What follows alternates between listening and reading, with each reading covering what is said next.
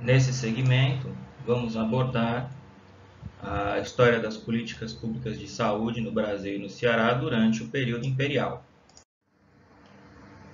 É no Brasil Império que a medicina social realmente chega aqui ao país, mas chega de modo retardatário em relação àquilo que ocorreu na Europa e também restrito às regiões de interesse do capital estrangeiro, ou seja, a medicina social chega ao Brasil principalmente restrita a aquelas áreas produtoras de matéria-prima ou áreas responsáveis pela exportação da matéria-prima por meio dos portos. Okay? Nos sertões, ou seja, na maior parte do Brasil, as ações de higiene ainda eram muito esporádicas e continuavam, à semelhança daquilo que ocorria no Brasil colônia, como responsabilidade das câmaras municipais, certo? E quem eram os profissionais que eram responsáveis pela assistência à saúde? E aqui a gente está pensando mais na saúde individual do que na saúde dos grupos, dos coletivos. Bom, nos sertões nós tínhamos raríssimos médicos e cirurgiões, certo? Nós encontrávamos principalmente figuras como boticários, parteiras, barbeiros, curandeiros e rezadeiras. Ou seja, a própria medicina, né, ainda tinha uma dificuldade grande de chegar ao interior do Brasil. A gente não observa, durante esse período histórico, ainda uma tendência à interiorização da prática médica. Nas regiões brasileiras onde havia interesse do capital estrangeiro, portanto, eram regiões que produziam matérias-primas ou regiões importantes para o transporte dessas matérias-primas, observa-se a socialização da medicina, portanto, uma mudança do seu objeto que passa da cura para a prevenção.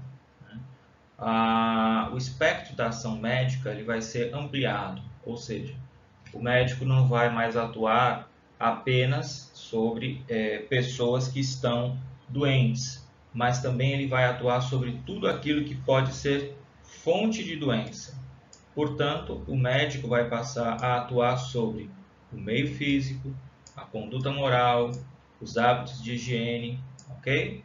Então, é a partir desse momento histórico que nós vamos ter uma participação da medicina maior no cotidiano das pessoas, né? A medicina decidindo mais sobre quais são as melhores opções para as pessoas no cotidiano. A esse processo, né, pode ser dado o nome de medicalização da sociedade. Ou seja, a medicina ela vai buscar medicalizar a sociedade e auxiliar o Estado a exercer o seu poder. E quais vão ser as principais ferramentas, né, que a medicina vai utilizar nesse processo? Né? Bom, principalmente os hospitais, os quartéis, as escolas e as prisões. Ou seja, em instituições em que há um ajuntamento, um acúmulo de uma grande quantidade de pessoas, e principalmente pessoas confinadas, né, é que a medicina vai ter os espaços iniciais para exercer o seu saber e o seu poder sobre o cotidiano dessas pessoas. E qual seria o exemplo principal durante o Brasil Império desse processo de socialização da medicina, dessa luta dos médicos para serem mais influentes no cotidiano das pessoas, na maneira como as pessoas levam a sua vida? Bom, o principal exemplo aqui é o Hospício Pedro II, né? Um espaço medicalizado de atenção à saúde dos alienados, ou seja, era um hospital que à época abrigava e buscava ter algumas possibilidades terapêuticas para aquelas pessoas que possuíam transtornos mentais, transtornos psiquiátricos, ok? ele foi planejado para ser uma ferramenta terapêutica fundamentada no restabelecimento da ordem na vida do doente. Okay? Então aqui a gente faz uma retomada daquela nossa aula anterior sobre os paradigmas, sobre as concepções de saúde e doença, certo?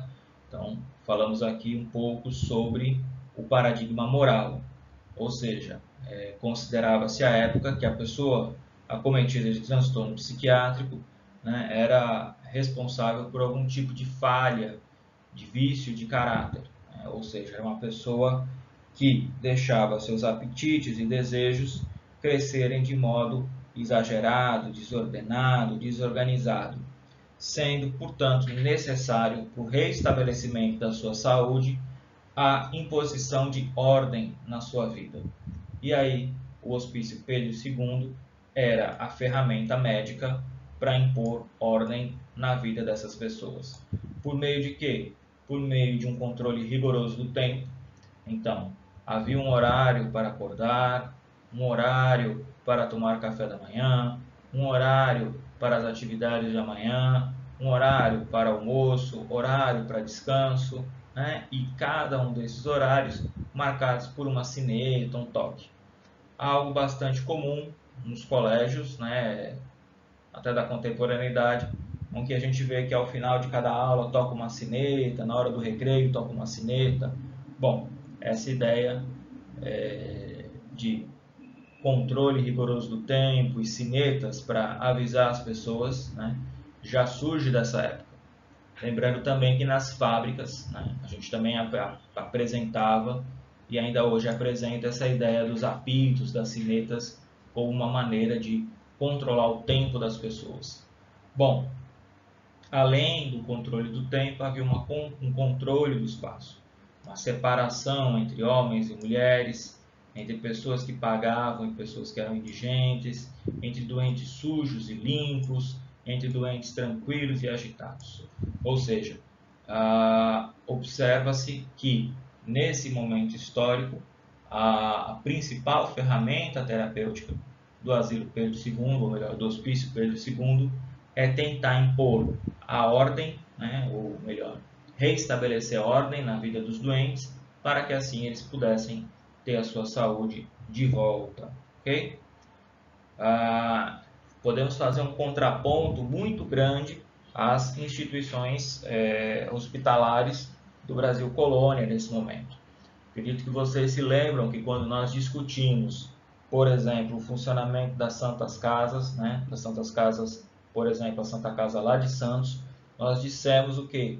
Que eram instituições voltadas predominantemente para a hospitalidade, para o abrigo, e sem tanto uma função terapêutica, né? E que eram instituições em que predominava a presença dos religiosos, né? Do capelão, do padre, né? Dos clérigos em geral. Diferente aqui agora, em que nós temos uma instituição em que predomina a presença do médico, ok? Então, isso tudo é processo de medicalização da sociedade, ou seja, processo de elaboração de um novo discurso sobre a saúde e doença, não mais baseado em questões tradicionais, não mais baseado em práticas religiosas, mas um discurso sobre a saúde e doença baseado no conhecimento científico, no conhecimento médico. E o Ceará? Qual era a situação do Ceará durante o Império? Bom, se no Brasil colônia nós falamos principalmente no ciclo do gado, durante o Império nós vamos falar sobre o ciclo do algodão, né? E há um crescimento, um desenvolvimento econômico muito importante aqui do Estado nessa época. E surgem as primeiras instituições públicas de saúde aqui no Ceará, principalmente lazaretos, ok? Eram instituições que funcionavam como locais de isolamento de doentes nas épocas de epidemia, certo? Nós tínhamos alguns lazaretos importantes na Jacarecanga, na Lagoa Funda e também outros lazaretos eram construídos provisoriamente. Importante a gente destacar que essas instituições, ou melhor, que esses locais eles eram bastante improvisados, certo? Então, geralmente eram sítios com casas de taipa, dispersas, uma longe das outras, sem muita cara de hospital como nós conhecemos hoje, ok? E eram, como um todo, locais de espera da morte. Então, não havia muita perspectiva terapêutica nesses locais. A ideia mesmo era segregar os doentes e deixar que eles esperassem a morte, afastados do restante da população, para evitar o risco de contaminação. Esses locais foram todos abandonados no final do século XIX, essas estruturas provisórias não se mantiveram. É durante o período do Império que se observa a construção do primeiro grande hospital aqui em Fortaleza, que é a Santa Casa. Hospital que está em funcionamento até a atualidade. Teve sua construção iniciada em 1847, a obra terminou 10 anos depois e a inauguração ocorre em 1861, certo? Importante a gente destacar que aqui no contexto cearense, o primeiro hospital, a primeira Santa Casa, o primeiro hospital construído pensando-se nessa lógica da caridade, ele tem a sua inauguração em 1861. Vocês podem lembrar da Santa Casa de Santos, em que nos idos aí da segunda metade dos anos 1500, ela já estava funcionando. Ou seja, são quase 300 anos de diferença para nós termos a nossa primeira Santa Casa aqui no estado do Ceará. Ou seja, caracterizando uma situação de atraso, uma situação retardatária em relação aos outros países, aos outros estados brasileiros, quanto ao desenvolvimento de instituições de saúde. É no século XIX também que a profissão de médico vai adquirir status social e político aqui no Ceará. Então é a partir daqui que nós vamos encontrar vários médicos participando da política cearense de maneira ativa, como candidatos e como políticos também, ok? É interessante que nós destaquemos a importância nesse momento das doenças infecto-contagiosas, Nós tivemos muitas epidemias no Ceará durante o século XIX, epidemias de varíola, epidemias de febre amarela, epidemias de sarampo e epidemias de cólera, ok? E havia uma relação muito forte entre esses períodos de epidemias e as secas. Por exemplo, em 1878, a varíola aqui no Ceará matou 27 mil pessoas, somente aqui em Fortaleza. E no interior matou 22 mil pessoas.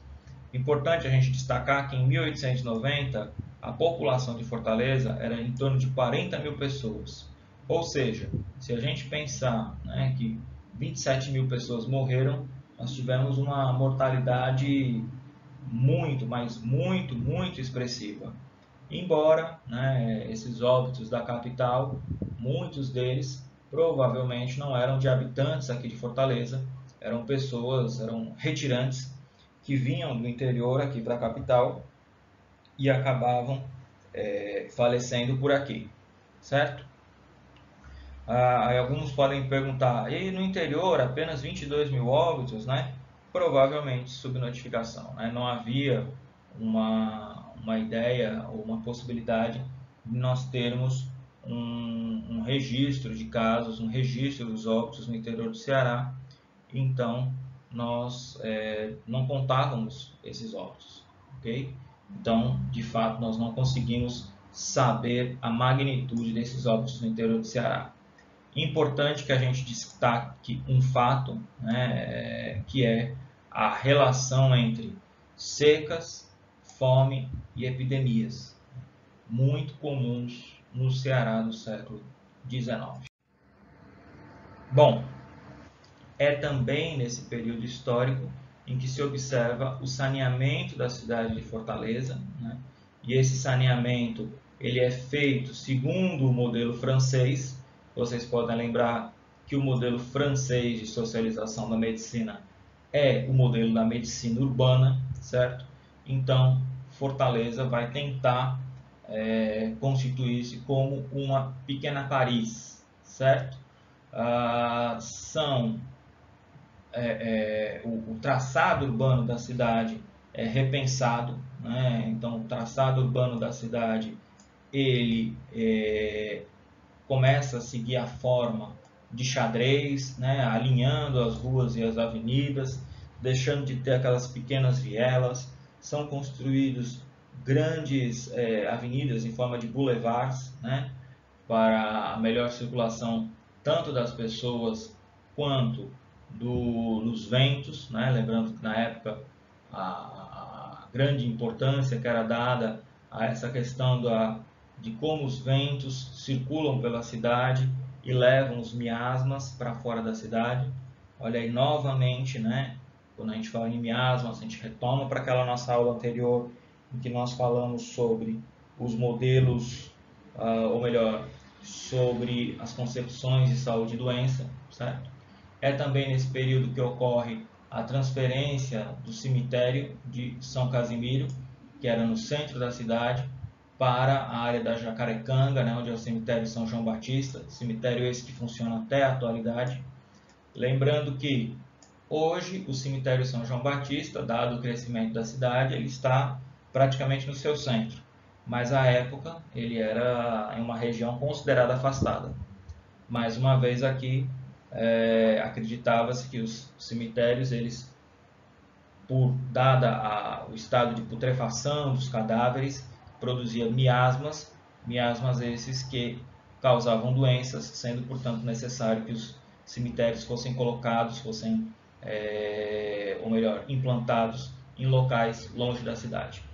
Por fim, é também nesse período em que se implanta a primeira canalização de água, né, que vem lá de um sítio, né, na época num local considerado bastante distante da cidade, que era o sítio Benfica, onde hoje localiza-se o bairro Benfica, e essa canalização levava a água de lá para os chafarizes da cidade.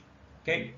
Por fim, nós temos nossa primeira instituição direcionada aos cuidados das pessoas com transtornos psiquiátricos, né? Essa instituição surge em 1886 e é o Asilo de Alienados São Vicente de Paulo.